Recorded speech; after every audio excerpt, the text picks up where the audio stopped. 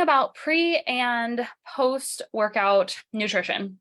So the reality of it is, okay, that obviously getting the most out of your workouts, helping your body recover, what you eat is crucial. Okay, before and after exercising, the right nutrition and really in general can help boost your energy levels, help your muscles recover and repair, and improve your overall results, depending on what your goal is. Okay, whether that is fat loss, muscle building, performance. Okay, so that all being said, your overall calorie intake and macronutrient makeup matter the most.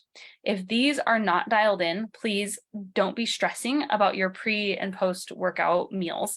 And the reality of it is that if these things are dialed in, unless you are, in a deficit, you're competing, you're a high level athlete, or just really an athlete in general, in terms of, you're competing in something, whether that is, powerlifting or a sport of some kind. Really, if you dial in your calories and your macronutrients and you have those balanced throughout the day, you don't need to do anything special with your pre and post workout meals. That being said, most people don't have that. And so some of this is going to be redundant or reminders of those things. And then we're going to get into some actual intro workout fueling for those that are a little more high level and doing those kinds of things. So eating before you work out, pre-workout. The first thing is that when it comes to, I'm going to touch just on supplements really quick because pre-workout is obviously a supplement, and the most potent, effective ingredient in any pre-workout is going to be caffeine. So a stimulant workout. That being said, there are a few other things like nitric oxide, beta alanine, which gives you the tingles. A lot of those mainly help with blood flow to the muscles. Okay, so those are things that you could take immediately prior to your workout in order to improve your performance. My favorite pre-workout is Legion. They do have a stim and a non-stim pre-workout, so that if it's later in the day and you want to sleep, then that's not going to disrupt your sleep. Okay. But the next thing is that timing, right? Trying to eat a balanced meal or snack that includes a carbohydrate and a protein about 1 to 3 hours prior to your workout is going to give you the best results. I can't tell you how many times I have had people come to me and they're like, at the end of the day, it's 5 o'clock and they're like, well, I haven't eaten since noon, or I haven't eaten since breakfast. And I'm like, you have no energy for this workout. Literally, it's all gone at this point. So really just eating your regular meals, right? Breakfast, lunch, and dinner is the best thing, the most simple, maybe not the best, but one of the best and most simple things. I have these headphones on and I'm connected to my computer and they're doing no good. But those are the most simple things that you can do to improve your performance and how you feel in the gym, energy levels, all that good stuff. Okay. So this 1 to 3 hour timeline gives you enough time to digest the food and get the nutrients that it needs out of it, but not so long that you get to your workout. And if you have an hour-long workout, right, it's been 4 hours. If you ate 3 hours prior, it's been 4 hours since you've eaten. So I generally suggest 3 hours is a little long, especially if you're doing any kind of length of workout, but it's doable. I would recommend having probably a snack before then, but this can be trial and error is the reality. Okay. But generally a meal of 200 to 500 calories respective to that 1 to 3 hour mark, okay, is adequate. So if it's an hour before your workout, something around 200 calories is going to be good. Again, we want carbohydrates and protein. Fats can be helpful if you are eating a little bit further out because they're going to slow the digestion of the food that you eat and help keep you satiated for that length of time.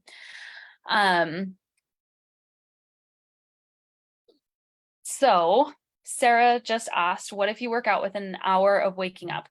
If you wake up first thing in the morning, one, I would say if you had adequate food the day before, again, your overall intake is the most important.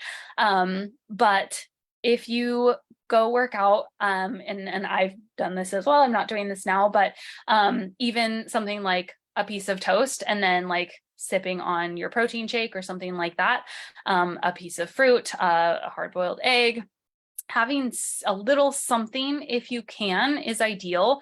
But honestly, if not, then eating something like immediately after your workout is going to be best case scenario. You may find that, you know, like I generally will do like coffee and protein shake and or like protein in my coffee and then a piece of toast if I'm working out first thing in the morning. So that would be an idea. But again, a hard-boiled egg, a banana, you know, something. Honestly, carbs are going to be probably your best bet in terms of getting going. But the reality of it is that, again, if you're eating adequate calories overall and you did the day before, and then you eat immediately after your workout, especially if your workout is only, you know, an hour long or, you know, 45 minutes or whatever, like I know what Sarah's workouts are like, you would be fine not eating prior to then and then just eating afterwards. But if they're any longer than that, so and when I say workout, I'm talking, this is mainly strength training. If you are doing any kind of like long endurance running, anything like that, okay, having something quick on hand, something like we're going to get into some of the intra workouts, but that would be my suggestion there. So something like, you know, they have gummies, there's gels, things like that. But in general, for a, you know, an hour, even an hour and a half long strength training, ideally you would have something, but if not, you will survive. However, you may notice that your performance suffers a little bit. Okay. I hope that answers your question. That was a little long-winded. We'll get a little more into the intro workout and some things that you could do for that too. But 2, okay, carbohydrates, choosing foods that are easy for your body to digest, lower in fat, whole grains, right? Like some oatmeal, fruits, starchy vegetables, sweet potatoes, carrots, squash. Okay, and the closer you are to your workout, it can be beneficial to incorporate some faster digesting simple carbs or a sweet treat that's going to be used really quickly. So like Starburst are too common, but like gummy bears, gummy worms, whatever, things like that can be a good time to incorporate some of those things where your body can just soak it right up and be used for quick energy. Again, 200 to 500 calories. So 30 to 50 grams of carbohydrates, again, respective to the time. So if it's, you know, an hour out, 30 grams. If you're further out, 3 hours, then 50 grams, using that range kind of as your gauge of carbohydrates is going to be usually adequate. But being aware of, you know, your meals throughout the day. So dividing your total amount of need throughout the day can give you an idea of what a pre or post workout meal could look like. Okay. And then of course, protein. Protein helps you rebuild your muscles. Amino acids, they are the building blocks of life. So including some protein in your pre-workout meal snack. Okay, good sources of protein are obviously lean meats, chicken, fish, eggs, tofu, beans, or a protein shake. So this is what is going to help your muscles recover and grow stronger. Having, you know, protein, again, making sure that you're eating adequate amounts throughout the day, because if you're just getting this pre-workout amount and not getting enough throughout the day, it's not going to make any difference what you do pre-workout. Okay. But in general, 25 to 40 grams, or better yet, your daily intake divided by the amount of meals that you're eating, okay, would be ideal for that pre-workout meal. And again, respective to time, okay, the closer you get to the workout, the lower you want your intake to be. Protein does take a little bit more to digest. So if you're, again, having like carbs with it or whatever, then you don't want to overdo it. because you will not feel good during your workout. So, and then of course, staying hydrated, drinking enough water, but also having the electrolytes, the salts, okay, actually keeps your body hydrated, replenishes the minerals that you lose when you're sweating. So that gives you a little bit of an idea of what some pre-workout fueling and supplementation can be. So a pre-workout with caffeine, right? Making sure you're hydrated, and then smaller snack the closer you get to your workout. So eating 1 to 3 hours before your workout with 200 to 500 calories, again, respective to time, and 30 to 50 grams of carbs, 25 to 40 grams of protein. There used to be a thought that you don't want any fats around your workout. That's not necessarily true at this point. It's kind of been debunked. So I would keep fats lower. You wouldn't want a high fat meal. However, again, if your macronutrients and overall calorie intake are accounted for throughout the day and you're eating your normal meal divided, equally around the day, then the amount of fat that you have in there is going to be just fine. If you're like, well, I, have a higher fat breakfast or a higher fat dinner or something like that, then maybe, you'd have a lower fat pre-workout meal. Totally fine. Again, depending on how far away you are, if you're more at the 3-hour mark, you might want a little bit higher fat because that's going to slow the digestion of those foods and keep you satiated until you get to your workout. So the intra-workout.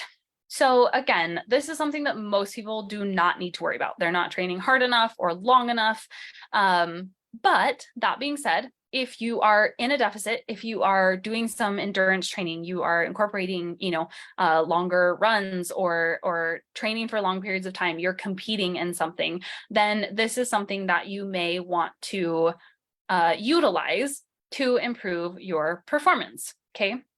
So essentially, if this workout is less than 45 minutes, don't even bother with it. Okay. Anything like low impact, low intensity, hypertrophy workouts, really, like or strength, if you're spending, honestly, I would say even 120 seconds rest time between your working sets, you don't need this. If your high intensity workout is under 30 minutes, or if you are like a moderate intensity, like if you're jogging or something like that, if it's between like 60 to 90 minutes, you don't need it. It's the reality of it. Okay. As long as you are, again, getting adequate calories throughout the day.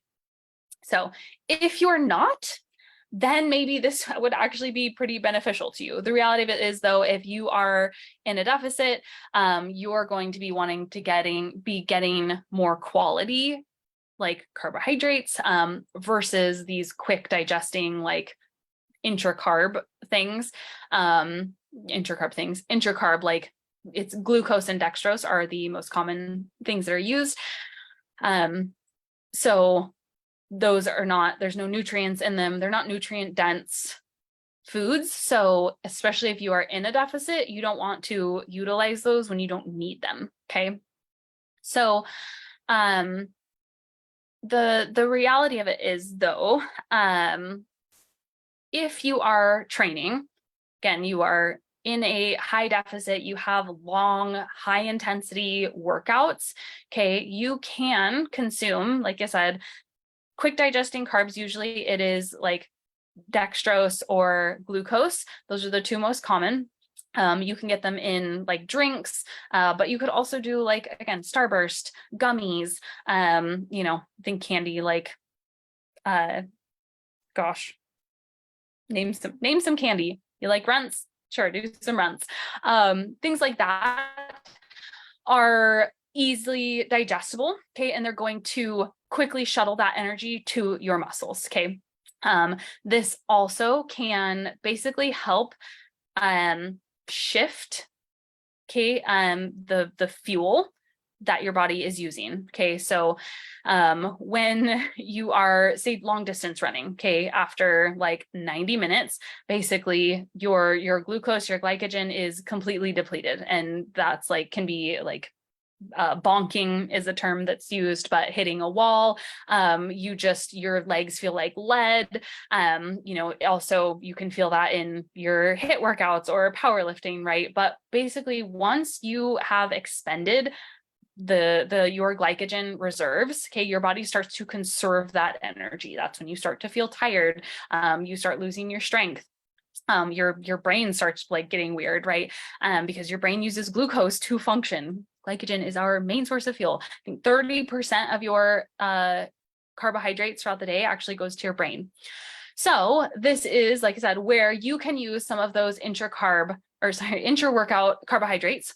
And for like endurance runners and things like that, you've seen the honey packets, there's like gel packets, there's little gummies, there's a bunch of different like products you can use. But again, like if you have a favorite candy or something like that, I would go that route. Some of those gels are like, I don't know, not all that great. But even like little applesauce pouches, things like that. Fructose is not the most ideal. That can like sometimes digestion can be a little bit weird if you're running when like the workout is intense.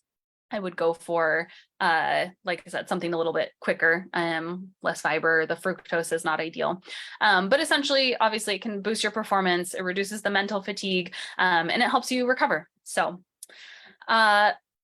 essentially, the timing of these, so you would want to consume, right, 20 to 40 grams of carbohydrates, like we talked about, 1 to 3 hours before your training. And then you want to have those extra carbs on hand before you feel like you've hit that wall or before you are getting depleted. So about 30 minutes into your session, again, of a like 90-minute session, would be about that. If you are training for like 45 to 60 minutes, generally you're going to take in 15 to 30 grams. This is all dependent on the intensity of your workout, your overall dietary intake, and then your overall goals. So, and then 60 to 90 minutes, you're looking at 30 to 45 grams, and the 90 minutes plus 50 to 75 grams. Those would be basically mixed up. And then for every 15 grams, you want to have water with it. You want to make sure you're hydrated. That is huge. An electrolyte drink would be the best case scenario. So, that is kind of intra-workout fuelings. And then going to post-workout. So this is something for a long time, people basically thought there was like this 30-minute anabolic window where you had to get your fast digesting protein in or else your workout was a waste. However, recent studies have shown us that the timing of this post-workout meal is not necessarily as important as we once thought. So it doesn't have to be a protein shake. Again, overall calorie and protein intake is going to be the most important, because the reality of it is that your protein, even a whey protein shake, is not digesting within 30 minutes. Okay.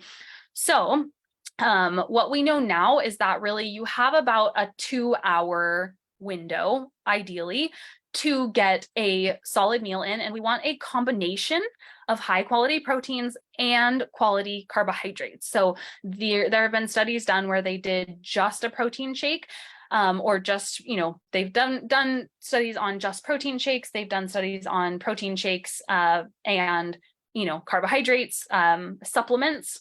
So like a powder, like a maltodextrin powder or something like that, dextrose.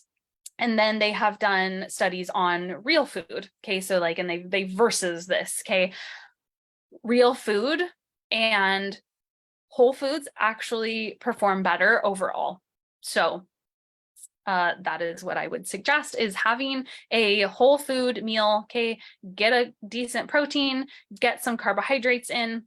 This also, like I said, is a good time to incorporate some of the things that, a sweet sweet treat of some kind that you're craving. If you want a cookie, you know, that's a good time to do it because your body is using these things faster post-workout. So but high quality carbs, whole grains, beans, lentils, starchy vegetables, potatoes, sweet potatoes, okay, just making sure you're getting your carbohydrates in. And then again, it can be variable. Fats don't really play a huge role. I wouldn't suggest having it be a super high fat meal, but there can absolutely be fats in there. Again, just slowing the digestion of the foods can play a role in that recovery. But like 10 to 15 grams of fat is totally fine. And honestly, if you're eating more than that, you're likely overeating fats in general. So unless you're just like, I love my bacon for dinner, I don't know. So post-workout, again, the same amounts essentially apply. So generally speaking, 300 to 500 calories is a meal. Okay, getting that 30 to 50 grams of carbohydrates, 25 to 40 grams of protein, and then whatever fats are, you know, going along with that. I would say 15 to 25 maybe grams of fat would be a general intake, 2000 calorie intake divided throughout the day. So that is kind of what pre and post workout nutrition should look like. And that is kind of goes along with what we love as our theme, which is to keep it simple, because the reality of it is that if you are just managing your overall day and your overall intake, you don't have to overthink your pre and post workout nutrition. There is no big secrets. There's no, big performance boosting anything. It is just get a decent combination, a balanced plate with the foods that you eat throughout your day, and you'll be good to go. So couple tips. Obviously, everyone is a little bit different. So trying different combinations of foods, amounts, timing, right, is gonna be the kicker to see what gives you the most energy and allows you to get through your workout without feeling like you want to vomit. And then avoiding heavy meals. Obviously, eating a huge meal right before exercising can make you uncomfortable. So having those smaller meals and snacks on hand, playing with those, and even, having like half of whatever meal you have planned, if you get closer to it or something like that is totally fine. You don't have to have a special shake or a special bar or whatever. And then being smart about supplements. Like I said, while it is ideal to have whole foods, some supplements, and I didn't talk about creatine because that doesn't have anything to do with pre or post-workout nutrition, but creatine is a hugely helpful recovery supplement. It is one of the most studied supplements on the market, and it's been found to be the basically highest performing thing you can get outside of PEDs or steroids. So I recommend everyone take creatine. Of course, consult your doctor. But creatine pre-workout, again, the active component in that is caffeine. So if you are drinking coffee in the morning, then you don't necessarily need a pre-workout. You can use coffee and, a whey shake or something like that. But protein shakes can also be helpful for certain people for reaching those goals. But all that to be said, again, if you're not dialing in your overall intake, your proper macronutrient ratios, then you're stepping over dollars to pick up pennies. So focus on that first, stress less about the little minute details, find what works for you.